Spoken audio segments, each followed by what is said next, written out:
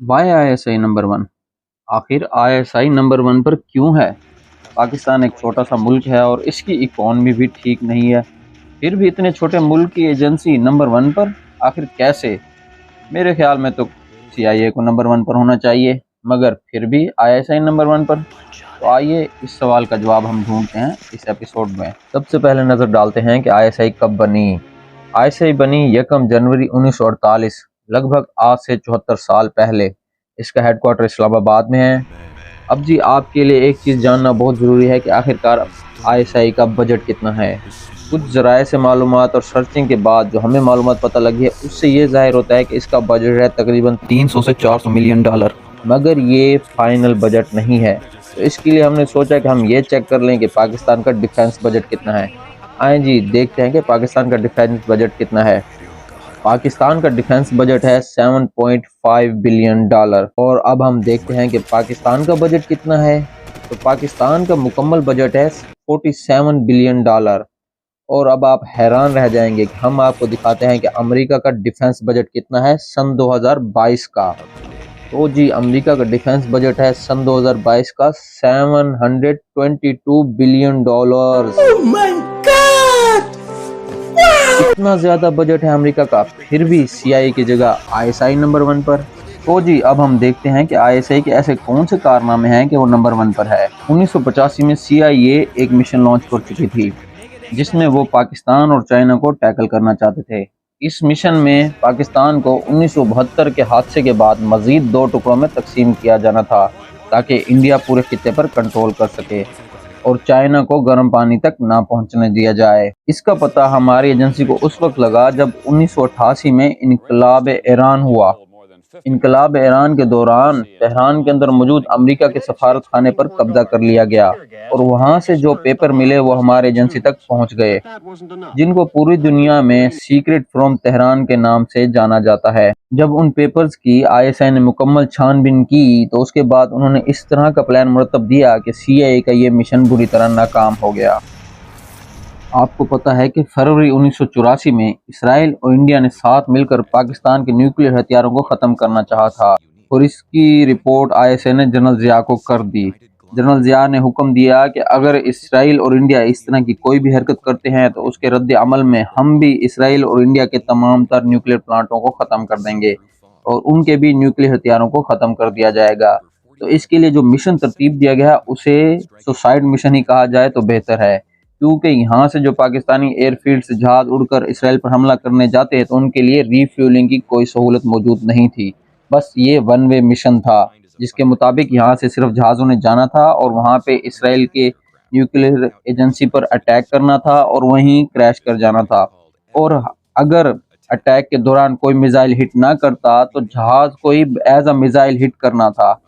और इस मिशन को जब मुकम्मल तैयार कर लिया गया तो इंडिया और इसराइल को इसकी रिपोर्ट दे दी गई कि अगर आप इस तरह की कोई भी हरकत करेंगे तो उसका अंजाम यही होगा कि हम भी जवाबी हमले में आपके इसराइली और इंडियन न्यूक्लियर वेपन्स को ख़त्म कर देंगे।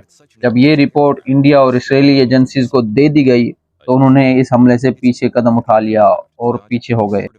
एक और मिशन में आईएसआई इंडियन वजीर आजम जो उस वक्त इंदिरा गांधी थी, उनके ऑफिस की टेबल से एक ऐसी सीक्रेट डॉक्यूमेंट निकाल लाई जिसके मुताबिक इंडियन आर्मी पाकिस्तान पर एकदम हमला करके पाकिस्तान को पसपा करना चाहती थी। मगर ये सीक्रेट हमले का प्लान पाकिस्तान पहुंच चुका था, तो पाकिस्तानी आर्मी पहले से ही तैयार हो गई और ये हमला नाकाम हो गया। इंडियन एजेंसी रा आज तक उस इंसान तक नहीं पहुंच सकी जिसने ये सीक्रेट डॉक्यूमेंट पाकिस्तान तक पहुंचाए। अब आ जाते हैं आईएसआई की सबसे बड़ी कामयाबियों पर, जिसकी बिना पर अब तक वो नंबर वन है। सोवियत यूनियन वार को कौन नहीं जानता। इस तरह पाकिस्तानी फोर्सेस ने और आईएसआई ने मिलकर एक बर्फानी रीछ को मात दी, हत्ता कि वो जिस मुल्क में भी गया नाकाम नहीं लौटा। मगर यहाँ से वो नाकाम ही नहीं लौटा बल्कि उसके तो टुकड़े टुकड़े हो गए। और इसके बाद के आखिरकार पाकिस्तान न्यूक्लियर मुल्क बन गया, जबकि इसराइल, इंडिया और अमेरिका इसके पीछे लगे हुए थे। मगर इसकी एजेंसी आईएसआई ने बड़े ही खुफिया तरीके से डॉक्टर कदीर को पाकिस्तान लाया और उन्होंने जो डिमांड्स की वो तमाम चीज़ें बाहर से ला कर दी जिनको बाहर से लाना नामुमकिन था। मगर वो अपनी हिकमत अमली में कामयाब रहे और पाकिस्तान को एटमी मुल्क बना दिया। और हाल ही में आईएसआई ने इंडिया की नींदें हराम कर दी जब उन्होंने कुलभूषण यादव और इसके तमाम साथियों को पकड़ लिया। और इस मिशन को पूरा करने के लिए आईएसआई का एक एजेंट कई माह तक भिखारी बनकर इंडियन सफाई के गिर्द घूमता रहा और उसको भनक तक न लगने दी। हत्ता तक कि इंडियन सिपाही के तमाम तर रिकॉर्ड्स और उसके जितने भी रेलिवेंट थे, जो उनको मिलते थे, जो आने वाले थे, और उसकी पूरी की पूरी टीम की मालूमात उस एक भिखारी ने ले ली। और इस तरह से आईएसआई ने उसके पूरे गैंग को ही पकड़ लिया और कुलभूषण यादव समेत उसके तमाम तर साथियों को पकड़ लिया गया और इंडियन हक्के बक्के रह गए।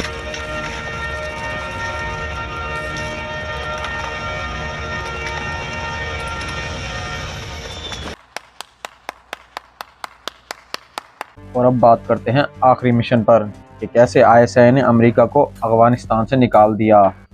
अमेरिका को इस तरह से फंसाया कि या तो वो जिंदा अफगानिस्तान से जाएं या फिर इनकी लाशें जाएंगी। अमेरिका मरता क्या ना करता, आगे कुआं पीछे खाई, इसलिए उसने जिंदा जाने को तरजीह दी। इसके फौरन बाद आईएसआई के चीफ ने अफगानिस्तान का दौरा किया तो उनसे पूछा गया कि यहाँ सब कुछ ठीक है, तो उन्होंने बड़े ही आराम से जवाब दिया कि don't worry, everything will be okay. Going to happen now in Afghanistan? What is your I best have hope? just landed and We are working for peace and stability in Afghanistan. Don't worry, everything will be okay. तो इसलिए ISI आज भी number 1 है। उम्मीद करते हैं कि आज का एपिसोड आपको पसंद आया होगा। हमारी वीडियोस को लाइक करें, शेयर करें और सब्सक्राइब गाइस लाजमी करें, क्योंकि इस वीडियो को बनाने में बड़ी मेहनत होती है। ओके गाइस, इसी उम्मीद के साथ चलते हैं कि नेक्स्ट वीडियो में मुलाकात होगी। अल्लाह हाफिज़।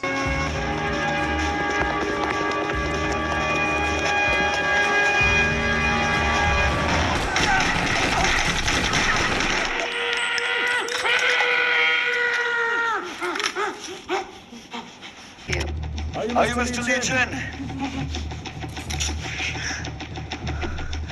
My name is SP Atashan Khatak. You're safe now.